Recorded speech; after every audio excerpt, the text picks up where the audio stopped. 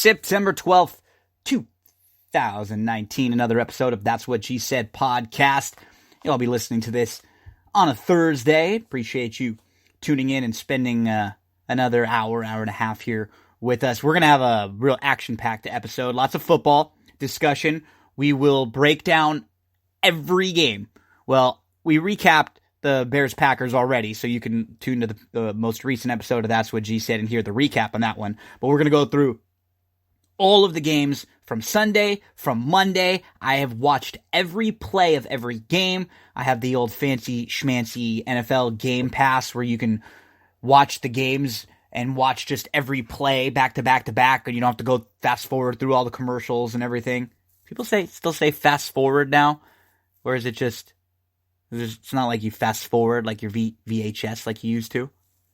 I guess it's just skip forward, maybe. Give you some college football, just a couple plays. I don't really love the slate. Not a ton jumped out at me this week. There were two games that I'll be playing. And Kentucky Downs Thursday. And yeah. That'll be the bulk of this episode. And then on the next episode in a couple days, we're going to have some Woodbine horse racing for the weekend. It's Woodbine Mile. We'll preview all of the games for week 2. We will do a recap of Ballers, a couple of recaps of BH 90210, the final 2 episodes of the 6-episode reboot. So lots coming up in the next few, but don't go anywhere because we're about to jump right in to the horse racing. Before we do, I want to let you know about one of the sponsors of That's What G Said podcast, and that is CindyCarava.com. Cindy Carava is a full-service realtor. She works out in the San Gabriel Valley and North San Diego County, Del Mar, Rancho Santa Fe.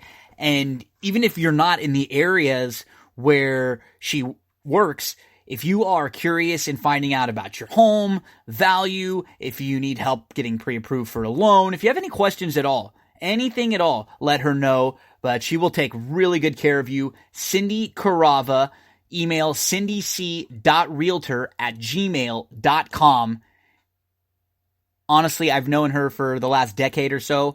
She is one of the nicest, most genuine people. I'm very, very happy to be working with her. And it makes it real easy because I know that she will always take great care of you. And you will come right back at me and say, Gino, thank you for introducing me to Cindy Carava. So website, cindycarava.com. Email, cindyc.realtor@gmail.com. Kentucky Downs Thursday. There are 3 plays in particular that I really like on the card, and then I'll give you 3 other races, just kind of horses to include. I kind of noticed on the pass buyer, I think will be tough. The 3 that I like the most will go to race number 2, Emily's Oasis, the 8. She debuted going 5 furlongs on the dirt. Well, first of all, let's tell you what the race is. It's a maiden special weight, 6.5 furlongs on the turf, 2-year-old fillies. She debuted going 5 furlongs on the dirt, and she came out of a very productive race behind a nice multiple graded stakes placed Frank's Rocket. She wasn't bad that day. Then she stretched out and tried the grass last out, and she was pretty good. She was a bit eager to go, so she was sitting second, and then she moved to the lead early instead of just sitting. She put away the speed. She opened up a length. She held second in a 3-way photo. The 3rd place finisher in that race, Portrait, came back to win a maiden special weight next out. The 7th place finisher, Fed Policy, came back to win a maiden 30 next out. So she's coming out of a productive race. I think Emily's Oasis is a good horse to key in on in some of the early exotics. I believe that Finite will take some money in here, coming out of the races at Saratoga, trying the grass for the first time, and Emily's Oasis cutting back from the mile to 6.5 should be a little fit, should have a little more bottom on that cutback, and hopefully can sit off just a little bit and have a little more late finish. So Emily's Oasis, the 8 in race number 2 at Kentucky Downs, one of the 3 best plays. A horse who is not one of the best plays, but in looking at the 3rd race, I did think Breeze Lucky Charm was a standout in there and should be really, really tough. So if you do play that race, I wouldn't necessarily exclude Breeze Lucky Charm. When we get to the 6th race, we'll have another one of the best plays And we'll go to the 10.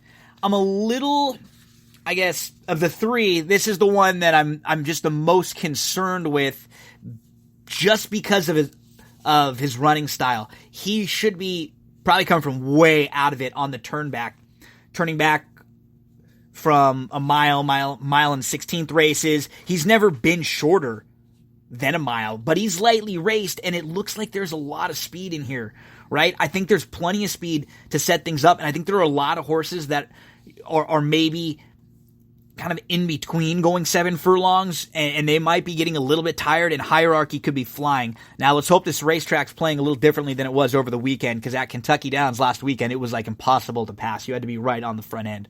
But the 10, Hierarchy. Make sure to include in all your exotics. If you can get 9-2, put a win wager on the 10, Hierarchy.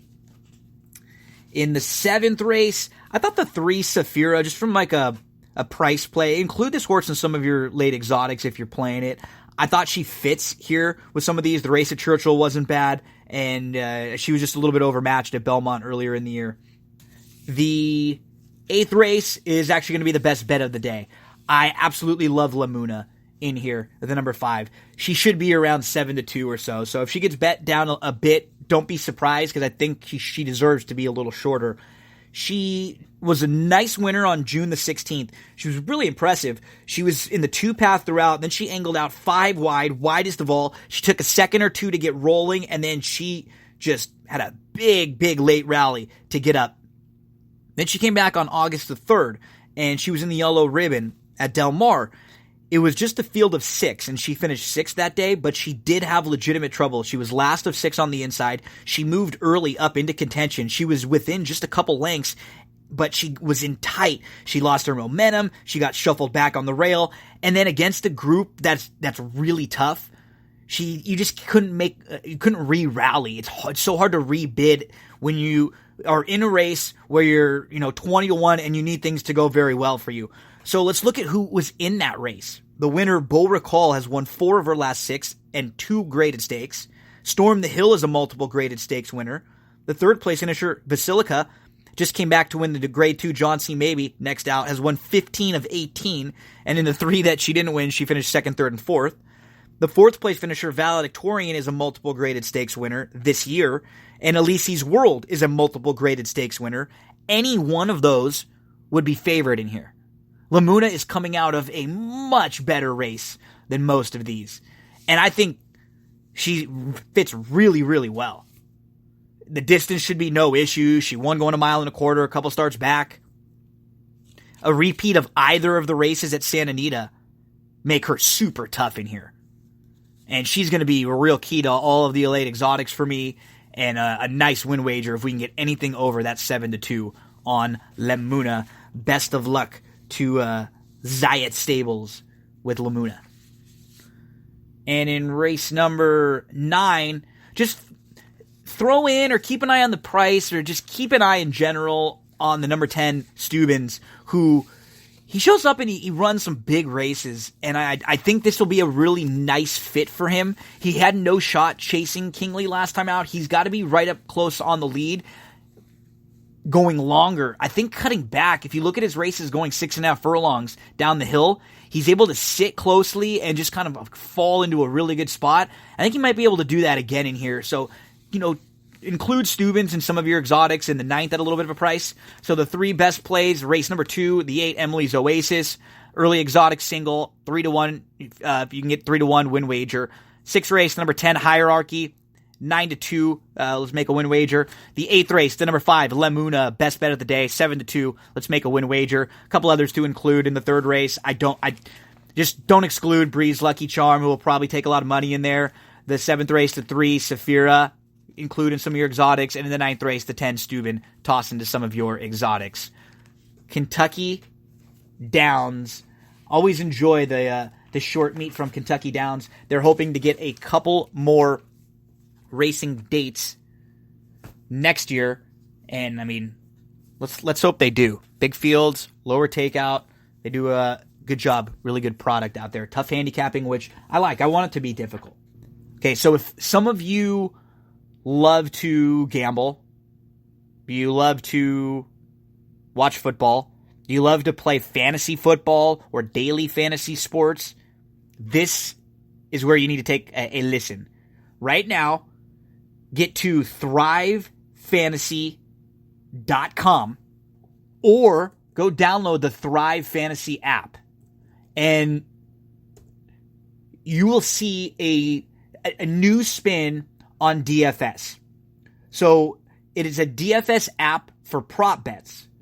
What ends up happening, instead of the traditional salary cap format, you build your lineup around a list of prop bets. So in each contest, you have to choose 10 of the 20 prop bets, and then you pick 2 in case emergency picks. So out of the 20, there'll be 20 different prop bets, and there'll be prop bets similar to, will Tom Brady throw for over or under 250 yards? One of them, it'll say over 110 points, under 90 points. You pick over or under, which you think, and that's how you build your lineup. You choose 10 of the 20 props. You pick the ones that you think are the most likely to hit so you can score the most points for you. That makes the most sense. Or maybe you want to go a little safer. Maybe you take less shots because you are just kind of playing to win a few bucks, whatever your approach is. I'm always going to try to win, and I'm always going to take that approach. So the key is, with this app, right now, you can get a free $10 bonus when you use the promo code GINO, Gino. So go to thrivefantasy.com or go download the Thrive Fantasy app, sign up, use the promo code GINO. When you deposit $10, you'll get another $10 bonus. So right off the bat, go right now, use the promo code GINO, deposit $10, you'll end up having 20, and then you can look around and play and try it out, see if you like it. I got involved for the last few weeks. It's more than just football too. There are baseball props in there. There's all sorts of different sports. There's different contests. You can play, big contests, or you can play in smaller ones, all different kinds. So check it out. You have that free bonus. Make sure to use the promo code GINO and deposit $10, and then you'll get it back. Let's get into the NFL Week 1 recaps. I love that NFL Game Pass. You can go back and watch every game, every play. You can watch the full broadcast if you want, or you can do the little condensed version where they put every play together for you in order. And, it's so nice. You skip through all the commercials, all the, replay garbage over and over and over. So nice. So just a note. It was just week 1 of the NFL. I think a lot of people react a little too much to week 1. This was week 1 in 2018. Tampa beat the Saints 48-40 at New Orleans, and Tampa ended up 5-11. The Saints ended up 13-3. The Panthers beat the Cowboys 16-8. Cowboys ended up 10-6. The Panthers ended up 7-9. The Bengals beat the Colts 34-24. Bengals ended up 6-10. The Colts ended up 10-6. And the Jets beat the Lions 48-17. The Jets ended up 4-12 last year. That was in just week 1. Even in week 2, we saw the Bengals at 6-10 beat another playoff team in the Ravens 34-23. The Ravens ended up 10-6. Tampa, remember how good the start Tampa had last year? They beat the Saints in week 1, and they beat the Eagles in week 2. So the 5-11 Tampa Bucks were 2-0 to start, beating the Saints and the Eagles. And then the Jags, who had a horrible year last year. Remember, they ended up 5-11. Bad play from Bortles, all the offensive line injury. Fournette wasn't good. Defense real sloppy like we saw this past week. They beat the Pats 31-20. The Jags ended up 5-11. The Pats ended up 11-5. Why do we mention those? Just so we all don't overreact. It was just 1 week. Some teams looked bad. Some teams looked really bad. Some teams, you can make some judgments. I think there's plenty to take from week 1. Just don't have week 1 be your end-all, be-all. The early beatdown that we saw was the Ravens beating the Dolphins 59-10. The first play from scrimmage for the Ravens was Mark Ingram, a 49-yard run. They scored a touchdown on their first drive. Miami actually looked okay their first few plays, then threw an interception on their 4th play. Next play for Baltimore, 47-yard touchdown to Hollywood Brown, Marquise Brown, All of a sudden, they're up 14-0 instantly. Next Baltimore drive, it's 3rd and 3. 83-yard touchdown to Marquise Brown. Now it's 21-0. It's 28-0 with 13:49 left to go in the second quarter. Miami drops a punt. Baltimore gets the ball at the 10. It's 35-3. Baltimore fake punts. The Ravens fake punt up 35-3. Just no mercy. In the second half, these were the Miami drives. 5 yards punt, 8 yards punt, 5 yards interception, 5 yards punt. Look at the Baltimore drives. They went 5 minutes and 8 seconds, scored a touchdown. 5 minutes and 25 seconds, kicked the field goal. 5:30 and scored a touchdown. And then 7:59 just to end the game. They just absolutely dominated a Dolphins team that could go 0-16. I just said don't overreact. This team might not win a game. They don't really want to win a lot of games. They traded a lot of their key players even before the season, in the last few weeks. And the early reports are that a lot of these players have already told their agents and they're asking for trades to get off this team because they understand this team is not going to win very many games. Their offensive line is horrific. They just don't have a whole lot of skill players. The wide receivers are not strong. Really, the only area where they have above average NFL talent is their secondary, and their secondary got absolutely torched. They had a bad O-line, inconsistent quarterback play. They were bad against the run, and they were bad against the pass from all of their scores on Pro Football Focus. But Lamar Jackson for Baltimore, 17 for 20, 324 yards and 5 touchdowns. Mark Ingram, 14 carries for 107 yards and 2 touchdowns. Marquise Brown, 4 receptions for 147 yards and 2 touchdowns on 8 routes. And Mark Andrews, 8 receptions, 108 yards, and a touchdown. So some nice weapons there for Lamar Jackson and the Baltimore Ravens as they destroyed the Dolphins in Week 1. Rams and Panthers played in Carolina, and the Rams beat the Panthers 30-27. There was an early fumble by Carolina that was punched out by Littleton. The Rams recovered, but they didn't score.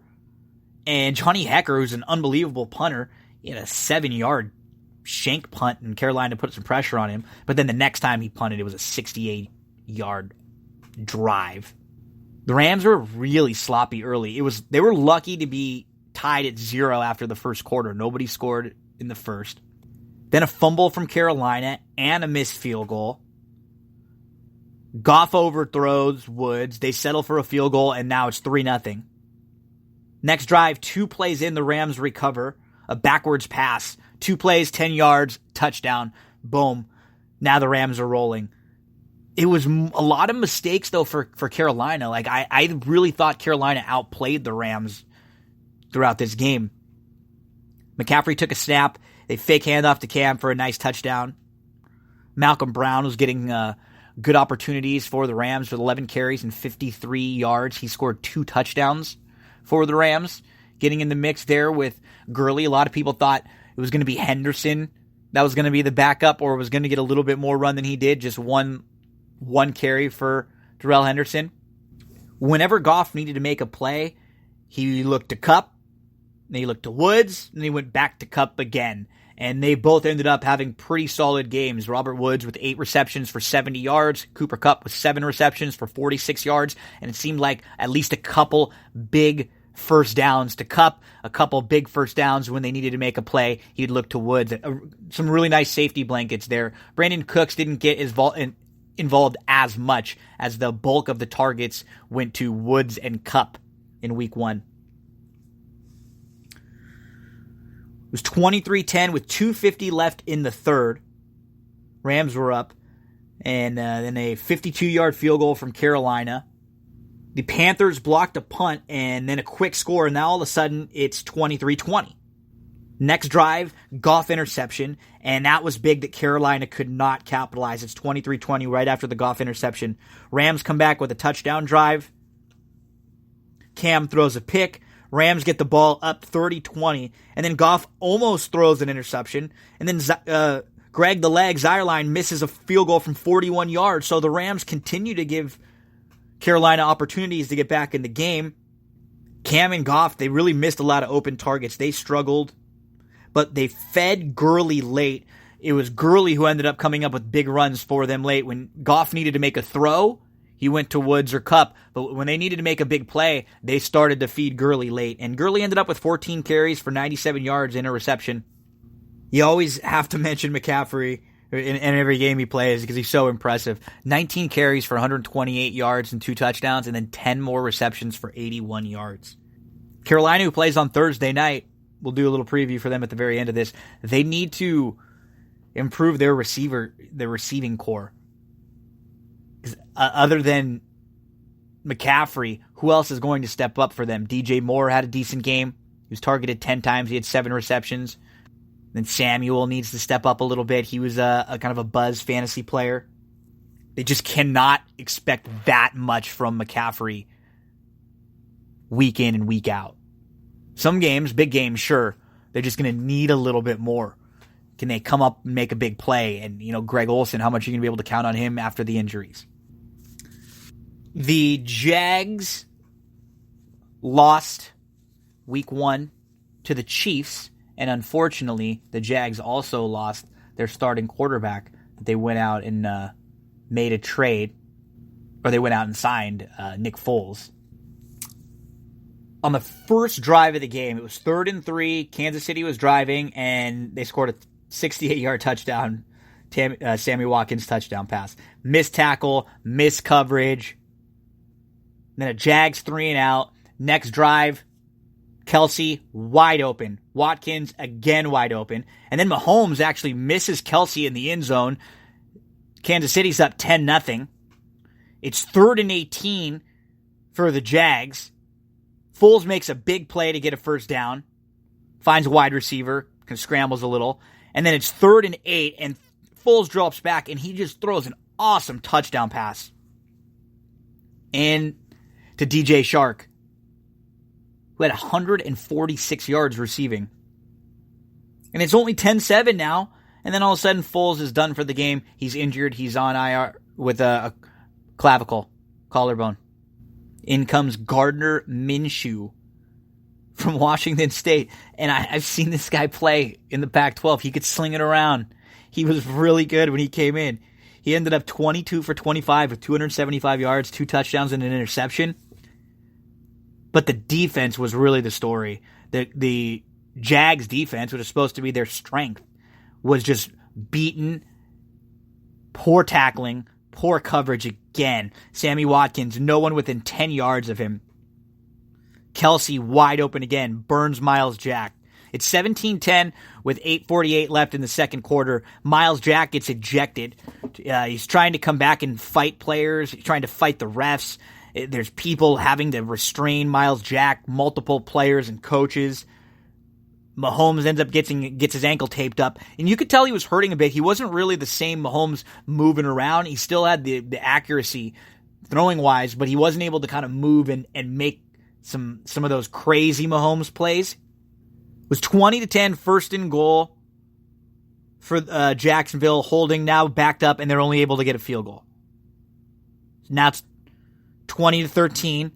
It's 3rd and 7 for Kansas City. It looks like they get a stop. Mahomes throws it away, and then it's a penalty for the Jags, and then it offsets the intentional grounding, and then it gives them the opportunity to kick a field goal. It's 23-13. The Jags are driving to open the half. Minshew is 13 for 13 to start.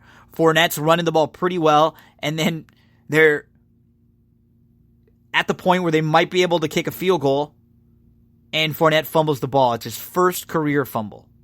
Jags had 10 penalties for 70 yards. They had 2 that negated that were a penalty for Kansas City when they had offsetting penalties. So 2 of them were really big because they would have given the Jags an advantage after a Kansas City penalty. And sportsmanlike conduct, defensive holding. Mahomes really wasn't asked to do much after that injury. Still just got all the talented receivers involved. We know that Tyreek Hill is now going to be out for a while, so Sammy Watkins will take a good amount of the of the targets and a good amount of the attention. McCoy looked good, too. LaShawn McCoy, 10 carries, 81 yards, and 1 reception. Let's see if they incorporate him a little bit more into the offense coming forward. And the Jags, they just undisciplined, blew coverage, lost their starting quarterback. This was one of the games that I bet this week. I liked the Jags this year. I still thought they could go 0-2 to start the year and be okay.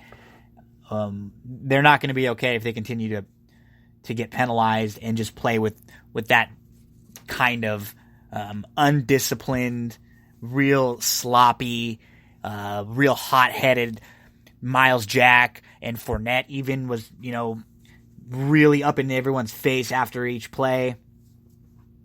They need to be a better coached football team.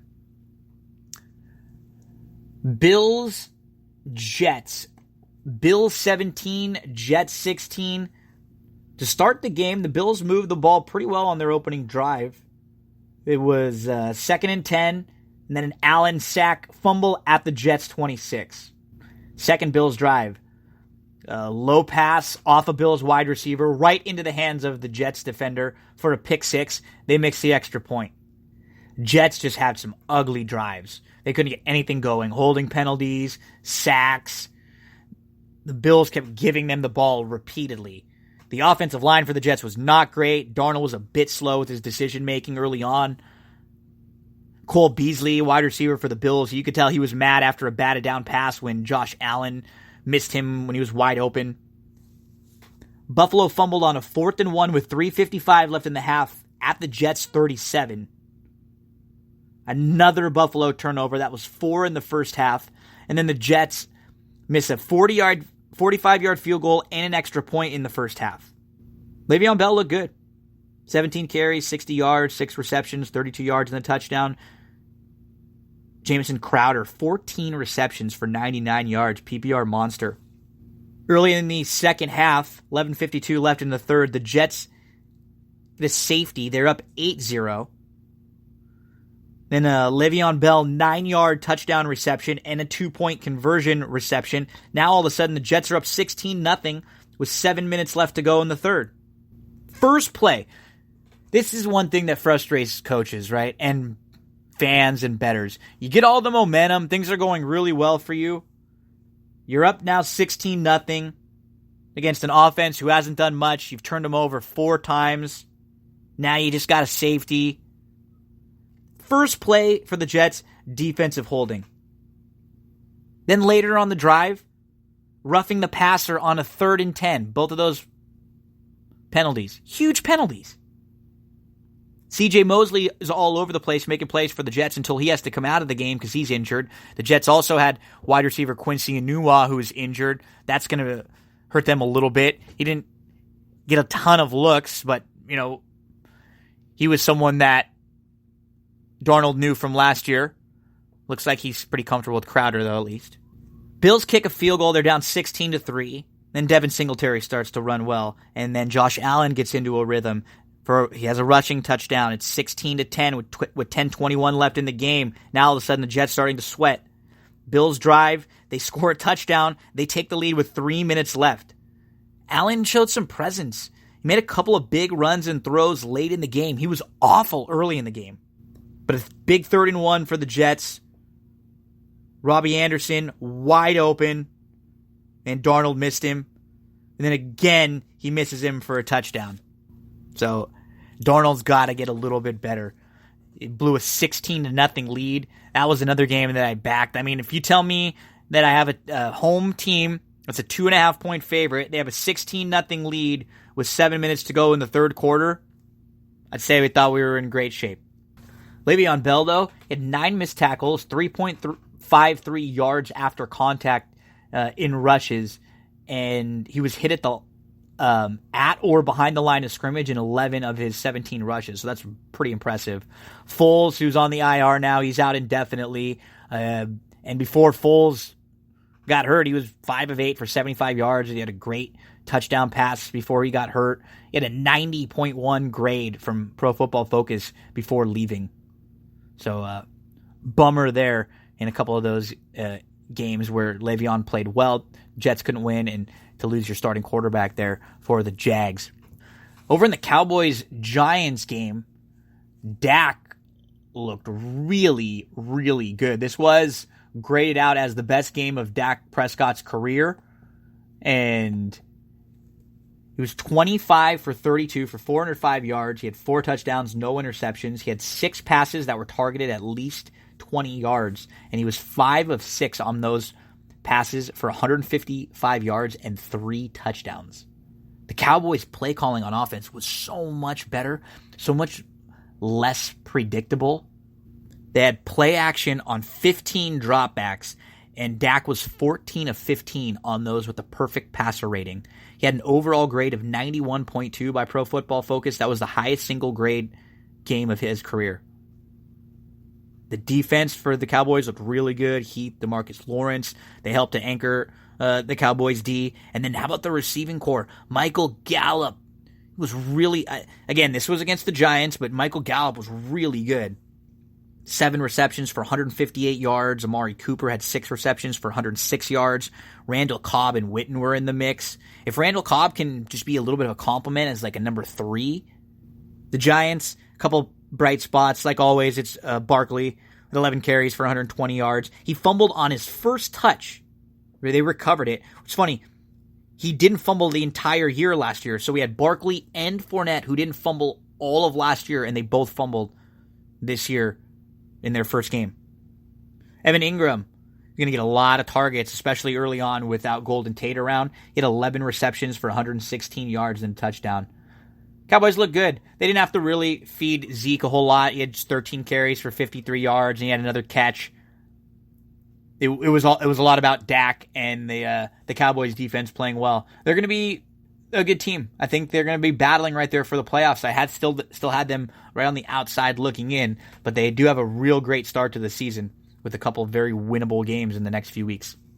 Vikings 28, Atlanta Falcons 12. Oh, this was one of my third of the 3 losses of the plays that we had last week. We went 2-3 in the NFL games. What helped us out a little bit was we had that money line for the Packers right off the bat. But this Vikings-Atlanta game, and this is why I like to rewatch games too, because you watch a game on Sunday and you're betting on it, or you have fantasy players in it, and you're kind of watching and maybe not watching when there's 5 or 6 other games going and maybe not paying attention to everything.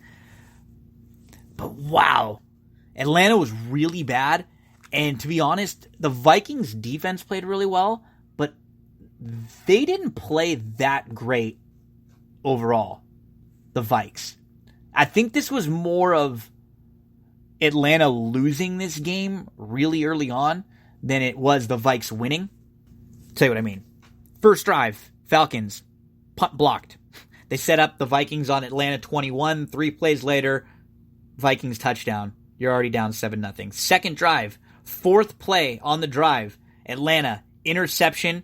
Now they're down 14-0 with 8:22 left in the first quarter on the road against a good defense.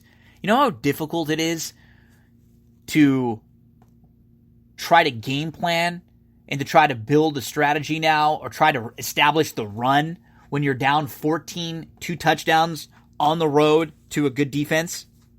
With 12:22 in the second quarter, they're still only down 14-0. They're driving. They're at the Minnesota 21, trying to cut it to 14-7, 14-3. Then they fumble. Minnesota goes on a long drive, 21-0. Now the game's over. Honestly, the game's over then. Falcons O-line is young. They started a couple rookies, one who got injured. They need to get a little better. They should get a little better. This was a tweet I saw from Peter Bukowski. The Falcons outgained the Vikings 345-269. They ran 18 more plays. They committed fewer penalties, and they won time of possession. The reason why they lost was because they turned the ball over 3 times and they couldn't tackle Dalvin Cook. Matt Ryan was really bad when he was pressured. He had 2 avoidable interceptions. I say avoidable, I mean, it was not as if he had to throw those interceptions. He was getting pressured, and he very easily could have just thrown the ball away. And instead of doing that, He tried to just make a bad force, and it was just real sloppy. It was bad for Matt Ryan. Cousins was solid. He did what he was asked. He only threw the ball 10 times. He was 8 for 10 for 98 yards. Dalvin Cook ran the ball really well. He had 21 carries for 111 yards and 2 touchdowns, a couple receptions for 9 yards. And then Alexander Mattison is a really good handcuff. So in fantasy, if Alexander Mattison is out there somewhere on your waiver wires, or if you're someone who has Dalvin Cook, go pick up Alexander Mattison, because if for some reason Dalvin Cook gets hurt again like he has in the past few years, Mattison should get a lot of run there in what looks like a well-balanced offense. And Minnesota's not going to be a bad team. They're going to be an above-average team. You want backs who are going to be in good offenses, who are going to get good opportunities. So give a look to Madison. Eagles 32, Redskins 27. Man, this was a game where a lot of people who play in survivor pools had a lot of Eagle shares. They were one of the bigger favorites of the week, and people were getting real nervous for a while because it was 17-0 at one point. Early on, Vernon Davis just a little out to the flats for a first down. He broke some tackles, and Philly dropped an interception, down 7-0. Washington kicks a field goal, and now they're up 10-0 quickly. Philly went for 4th and 2 on the Washington 29. They didn't get it. 2 plays later, 69-yard touchdown pass from Keenan Allen to Terry McLaurin. From Case Keenum to Terry McLaurin. So 2 plays after going forward on 4th and 2, getting stopped by Washington. Washington ends up 69-yard touchdown pass, Case Keenum to Terry McLaurin. Now they're up 17-0. The Eagles do strike back Deshaun Jackson, a 51-yard touchdown pass, and now it's 17-7. Wentz, he missed a couple early in the first half. He was not sharp, not at all. He did start to improve quite a bit. After a 48-yard Washington field goal to end the half, it's 20-7. Then you look at the second half and how the drives went for the Eagles. Touchdown to Jeffrey, touchdown to Deshaun Jackson, 53 yards after the 51-yard one earlier. Another touchdown to Jeffrey, field goal, end of the game. They were excellent and very efficient on offense in the second half. Keenum missed McLaurin for a touchdown with 5 minutes left in the third. They had to punt, and Washington had just 28 yards rushing overall. And it was just a very unbalanced offense for the Redskins. Darren Sproles gets into the game and makes some big plays down the stretch for the Eagles. Sproles had 9 carries for 47 yards. Titans-Browns game was one where you look at the score, 43-13. And the Titans crushed the Browns, right? The Browns had 18 penalties. 18 penalties for 182 yards. 3 turnovers, 5 sacks, 6 first downs that resulted, 6 penalties that resulted in first downs for Tennessee, and they were 1 for 10 from third down. They scored a touchdown on their first drive, and then they missed the extra point. And after that drive, punt, punt, punt, punt, safety, end of half, punt. Even with all of that, it's 15-13 with 2:10 left in the third quarter. Henry takes a 75-yard touchdown pass, and then Cleveland throws 2 interceptions and the game's over. And Baker in the fourth quarter was really bad. He was actually pretty good early on. He almost had an interception actually on his first pass of the game. Mariota missed a lot of throws too. He was 14 for 24. He had 248 yards and 3 touchdowns, and he got lucky because one of them was a 75-yard screen pass that Henry just took. Rookie wide receiver A.J. Brown looked good. 3 receptions for 100 yards, a 51-yard long. And Delaney Walker had 5 receptions for 55 yards and 2 touchdowns. Derrick Henry, 19 carries, 84 yards and a touchdown. And he had that reception, 75-yard reception receiving TD. Seattle 21, Cincy 20. This was another game that was a big survivor pool for many. And Seattle was down. And they were struggling for a while. Cincy was playing really, really well. Tyler Boyd had a nice catch, a couple of near interceptions for Seattle early on. Seattle had a running into the kicker penalty that gave Cincinnati a field goal early, so it was 3-0. Cincy fumbled a punt return. Then Seattle offensive line, they were really struggling early on. Russell Wilson was sacked. There was no time to throw. Chris Carson, you could tell, was a real focal point for Seattle. He had 15 carries for 46 yards and a touchdown, but 6 receptions for 35 yards and a touchdown. I love the play calling and the offense from first-year coach Zach Taylor for Cincinnati. Really seemed to help them move the ball well. They were getting the ball out quickly into different wide receivers' hands. Metcalf for Seattle was a focal point. He had a nice PI call in the end zone. They score a Chris Carson TD at 7-3 Seattle. Quick answer, flea flicker touchdown pass to John Ross, who had a great game. 7 receptions, 158 yards. He drew a couple penalties. He had 12 targets. Dropped a couple. This is a real silly, unnecessary roughness penalty on Kirkpatrick from Cincinnati. It was going to be 3rd and 3 on the Seattle 30, and then the next play, 42-yard pass, Seattle touchdown. 52 seconds left in the half on their own 25. The Bengals then go on a touchdown drive. 55-yard touchdown pass to John Ross after dropping one wide open right before that. Now it's 17-14. Good half for Cincy. They are keying in on Boyd and on Ross. Chris Carson fumbled to start the second half. Cincy has it 2nd and 9 at the Seattle 12. Dalton fumbles. The ball slips out of his hand. Mixon gets banged up. He has an ankle injury.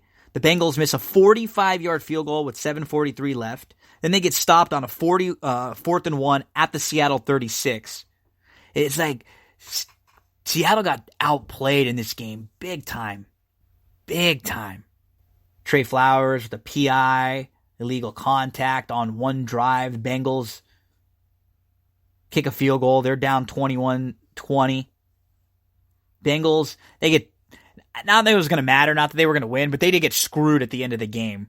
There was an incomplete pass that got called as a fumble.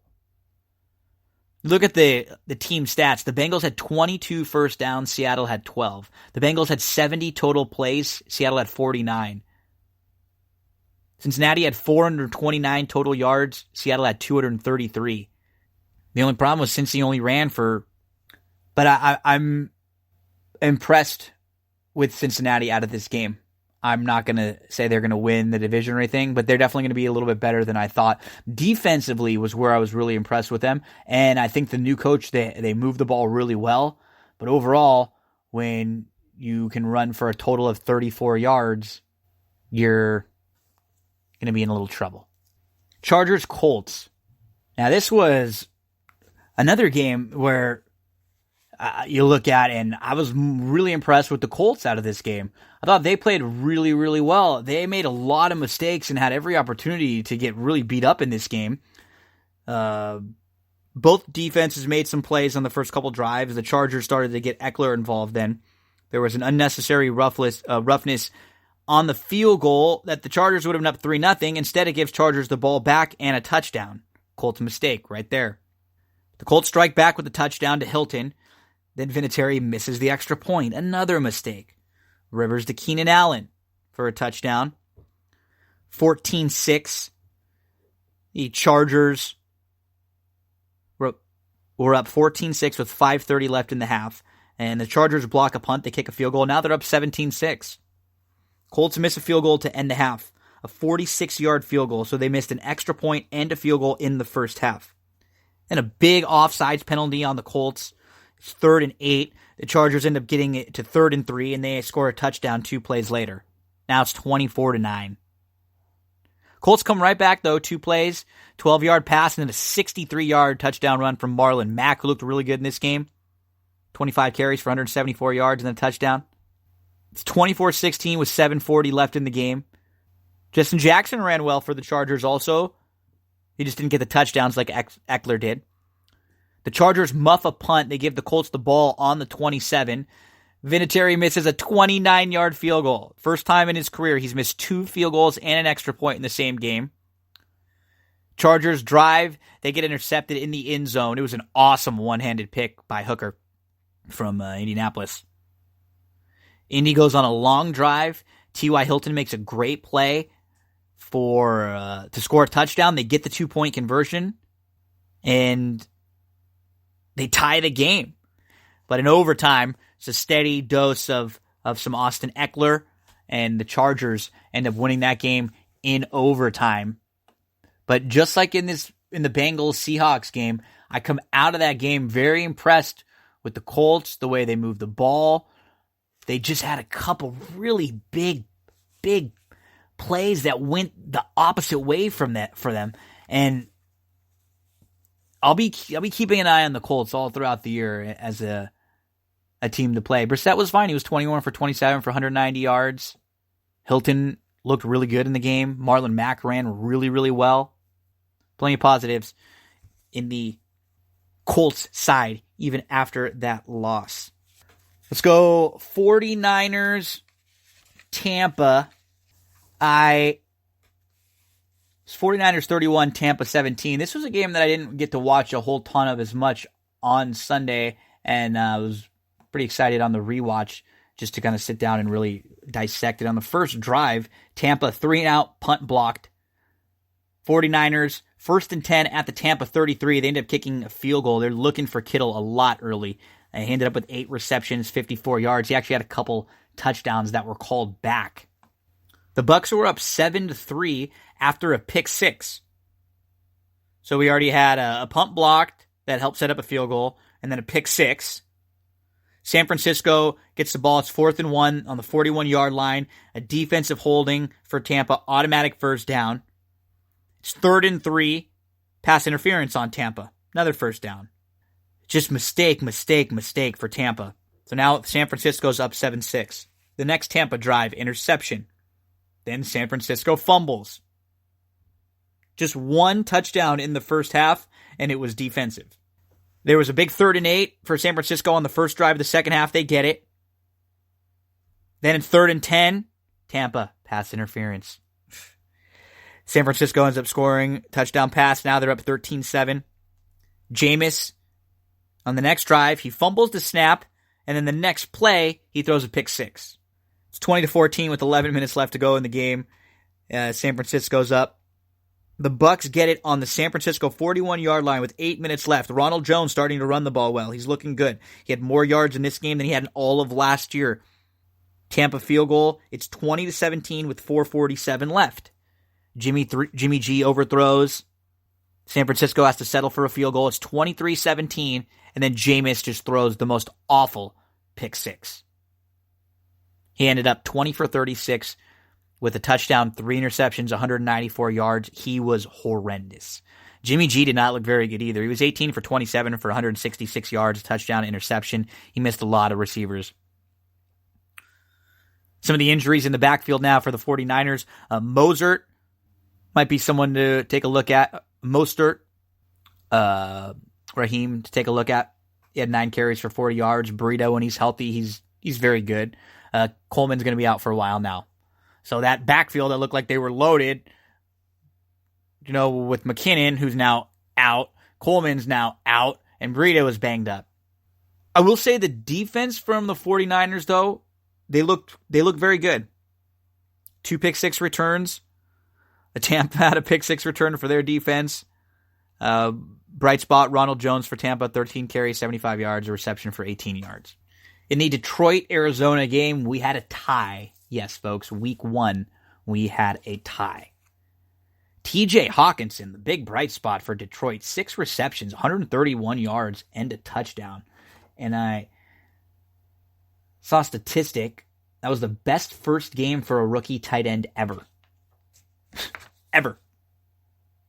And how about this other one? This was from Justin Woodruff, Roto Underworld. Since 1970, 12 rookies have had 100 receptions, 100 receiving yards in week 1.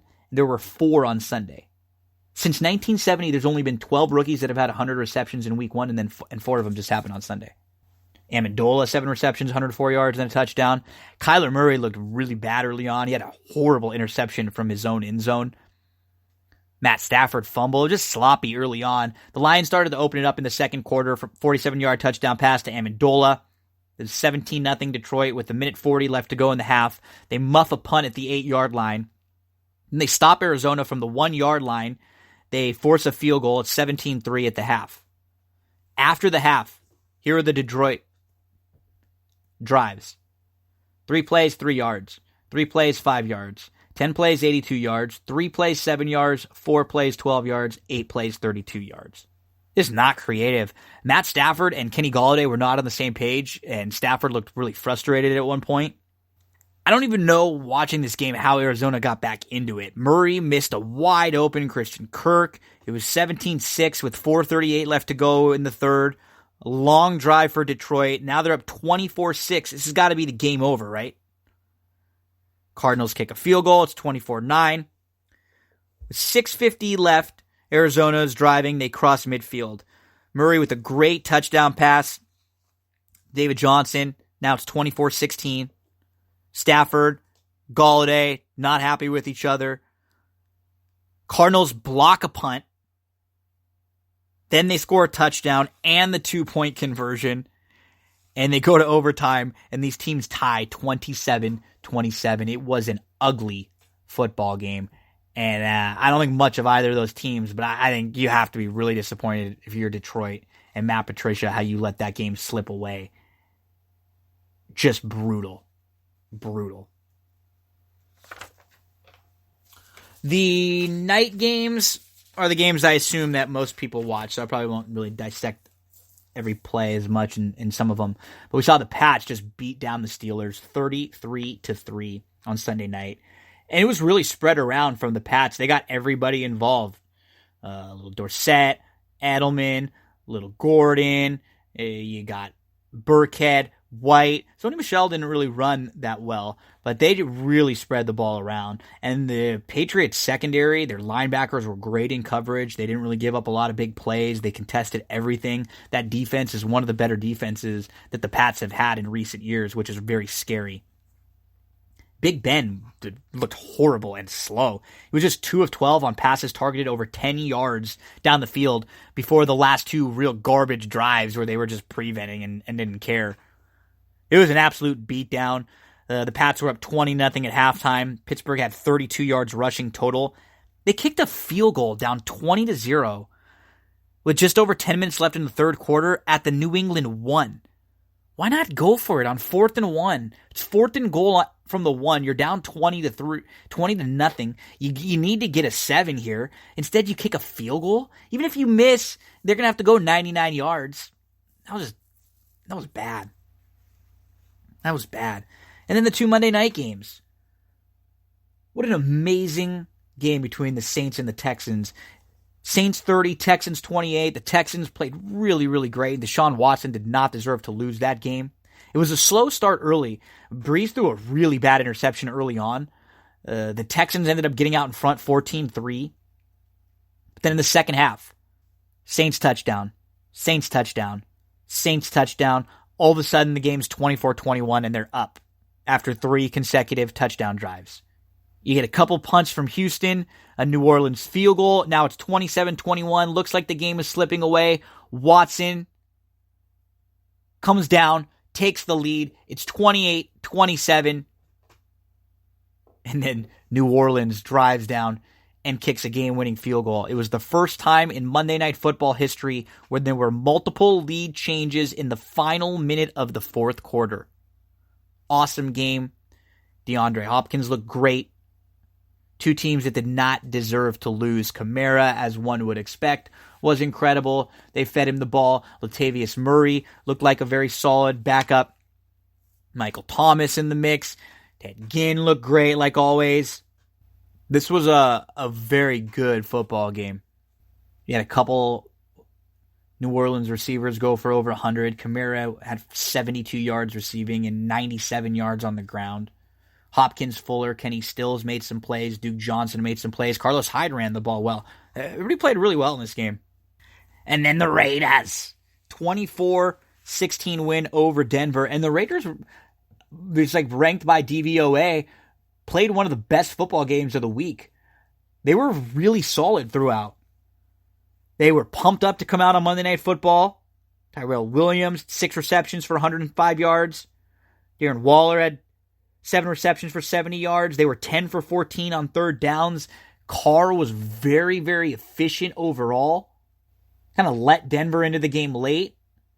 But Oakland, the Raiders in that second Monday Night Football game were very impressive, and we'll see if they can continue that moving forward. They were projected to be one of the worst teams in the league, and they were a 3-point dog on Monday night at home. I think they'll be at least competitive throughout a lot of the year. Now, Carr, he was 22 for 26. Jacobs ran the ball really well. The unfortunate news for Oakland was the rookie, really good defensive player, Jonathan Abram, who we saw on Hard Knocks. And he's funny, and he's real brash, and he hits hard. And he's going to be, looks like, done for the season. That's what's such a bummer coming out of week 1 when you get some of these injuries where so many players are done for the season, or we see them out and have to be put on IR after working so hard just to get ready for week 1. Here's your game recaps. Let's give you a little preview of the Thursday night football game. It's going to be the Bucs at the Panthers. Carolina is a 6.5-point favorite. The over-under this game is 49.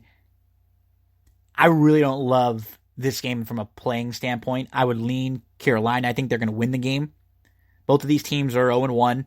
Bucs lost 31-17 to San Fran. The Panthers lost 30-27 to the Rams. This is the Gerald McCoy revenge game. He was cut by the Bucs in May, now playing against them. The Panthers, though, they only had 3 explosive passes in week 1. It was the second lowest of any team in the week. They really need to get more depth down the field from their wide receivers. Jameis had the league worst Pro Football Focus passing grade. It's going to be a short week. That's why I'll take the home team. But this is not a game I bet. This is a game I'm just going to kind of watch, and it's probably going to be one of those ugly Thursday night games. I would lean under, but I would prefer 49. It's already started to move down. I would have preferred it more at 50 and a half where it was even earlier. So I think people are playing this game down, and that's the side I would lean to, but I would not play this game heavily at all. Couple college football thoughts to close out this episode of That's What G Said. In week 2, with the college football plays, went 2-0-1 with the gambles, the best bets. Clemson was one of the big games for around the country. They beat Texas A&M. That wasn't the game that I played. Let's see. So the 3 games that we played last week, we did Texas only at +7, which ended up the push, and the Colorado at home against Nebraska, that big comeback win, +4, and then North Carolina. They were also another home dog that won. So those were our plays from last week. LSU beat Texas 45-38. There's no real big games like that this week. There were a couple last week. Michigan survived Army in overtime, double overtime, 24-21. Auburn, Florida, Utah, Penn State, Wisconsin, Oregon, UCF, all won big. Michigan State, Iowa, Washington State, all won big. Maryland scored 79 and 63 points in week 1 and week 2. This is the first time in school history they've scored at least 63 back-to-back. Powerhouse Terps. Cal beat Washington 20-19. This game was delayed because of thunder and lightning, delayed almost 3 hours. It ended at 1:22 a.m. Cal kicked a game-winning field goal with 8 seconds left. USC, Keaton Slovis, 28 for 33 passing, 377 yards, 3 touchdowns, helped leading USC to a 45-20 win over Stanford. They were down 17-3 in the second quarter, and they shut Stanford out in the second half. They hit hard. More importantly than the offense moving well, I love what I saw from their defense. I love how the defense was hitting. They looked quick. They looked speedy on the edges. And then offensively, they got their skill players involved. 377 yards passing, 11.4 yards per pass, 115 yards rushing, 4.1 yards per carry. You get Malapei, you get Carr, you get Vaughns, you get St. Brown. You got to get the skill players involved for the Trojans, and when they do that, they can play with any team in the country, and their coaching has been what's been holding them back. Maybe with this offense that's a little more simple, that just gets it out to some of these really talented wide receivers and helps them move the ball that way, then maybe that could be Keith Pittman, didn't even mention for USC. So yeah, their top 5 or 6 real skill players, their backs, and then their top 3 wide receivers are so talented. Big week coming up though for SC with a little bit of a trap game. They play at BYU. USC's a 4-point favorite. They could lose that. That game scares me a little bit. Couple plays coming up for week 3, just 2. The first one is Kentucky. Yeah, I know they lost their starting quarterback. They have a backup playing. But this new QB actually did start last year at Troy. He has some experience. And this is a play against Florida. This is up to 8.5. If you can see it at 9 some places, Kentucky plus 8.5, plus 9. Florida is just overrated to start. I did not like what I saw from them either week. I think they have a lot of holes. I do not think they're a top 10 team. And I think Kentucky has an opportunity to stay with them here and keep this game, within single digits. So if we can get the 9 would be great. We see it at 8.5 most places. Let's take Kentucky at home. And then Houston plus the 9. They're playing Washington State. A couple really good stats. One from Bill Fisher at Armadillo Sports. Houston is 11-1-1 against the spread as an underdog. 3-0 at home. And I was talking to Chad Cooper, our buddy. 16-3 in their last 19 games against the spread as an underdog. 16-3. And they've won 10 of those games straight up. 2 plays, Kentucky, plus let's try to get a 9. Houston, plus the 9. Those are the 2 college football plays of the week. Appreciate you hanging out with us this week, folks. We'll be back in just a couple days. We're going to have some Saturday horse racing, all the Sunday NFL games. We'll talk some fantasy. We'll throw in a Thrive Fantasy lineup. We're going to recap Ballers. We're going to recap BH 90210 a couple episodes. And we're going to have a little baseball, what the playoff picture looks like. An action-packed episode coming up. Make sure to subscribe right now. Head on over to iTunes. Leave a nice 5-star rating and review. YouTube, hit the subscribe button on there. SoundCloud, Google Podcast, TuneIn, Spreaker, all over the place. That's what G said. Thanks, folks. Have a good couple days. Talk to you soon.